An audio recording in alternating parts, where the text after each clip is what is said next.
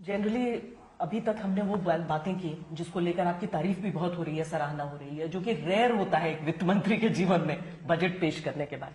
लेकिन अब मैं उन चीजों पर आना चाहती हूं जिसको लेकर आपको घेरा जा रहा है, क्रिटिसिज्म हो रहा है। और इसमें राहुल गांधी की एक बात, जिसमें वो कहते हैं कि मेक इन इंडिया तो मुझे बड़ा अच्छा लगा, सरकार का इनिशिएटिव काम नहीं कर पाए लेकिन इस पर। और वो कहते हैं कि यूपीए शासन के समय भी जिस तरीके से जो यूथ के मुद्दे हैं वो हम नहीं एड्रेस कर पाए, रोजगार को नहीं एड्रेस कर पाए, एनडीए सरकार भी अपने इस कार्यकाल में भी नहीं एड्रेस कर पाई है। वो इतना कोहेरेंटली इस आर्ग्यूमेंट को बोले क्या? मैं लब्बू लुआब बता रही हूँ। हाँ, श्वेता जी का वो उनके बातों का थोड़ा मसाला ऐड करके आप इधर रख रहे, नहीं, वो गलत है। क्योंकि उनके समय पर वो एज तो he is giving a concession, एक बात कंसीड कर रहे हैं, हमारे समय पर एम्प्लॉयमेंट नहीं हुआ। नो, कुछ नहीं हुआ भाई। उस समय इकोनॉमिक स्टैंड स्टिल हुआ था, बैंक्स का सरासर नुकसान में पहुंच गया था, इंडस्ट्री लीडर्स ऐसे बंद करके कारखाना बैठ रहे थे और उनके अपने पैसा को बचाने के लिए शायद बाहर भी चले जा रहे थे, और कॉर्पोरेट बैलेंस शीट इतना खराब, बैंक का बैलेंस शीट उसके कारण खराब।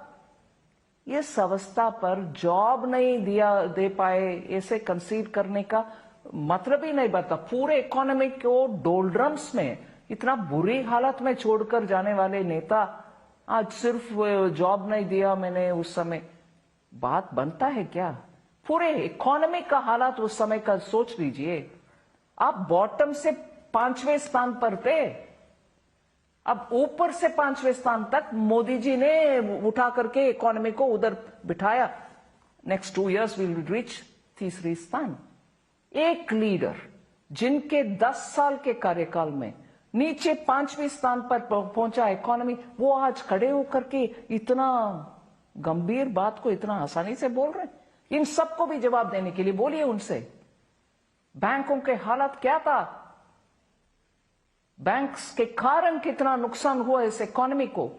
उनके हाथ में पैसा नहीं था, उनका संपत्ति पूरा खो गया और लोग उसको उठा करके इकोनॉमिक ऑफेंडर बाहर चले गए। उनके समय पर जिनको बैंक से बेनिफिट मिला, बड़े बड़े बिजनेसमैन, वो सब चले गए।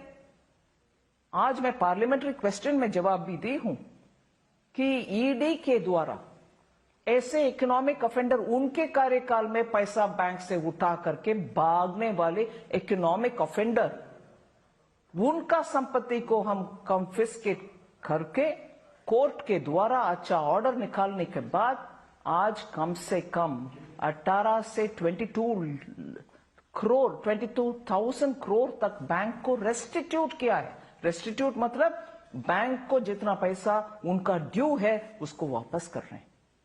ये हालात है उनके 10 साल के। सो उनको औकात नहीं है बात करने के लिए, if I can use my टूटी फूटी Hindi. He has no qualification or right to talk about the economy, having taken our Indian economy to the bottommost pit.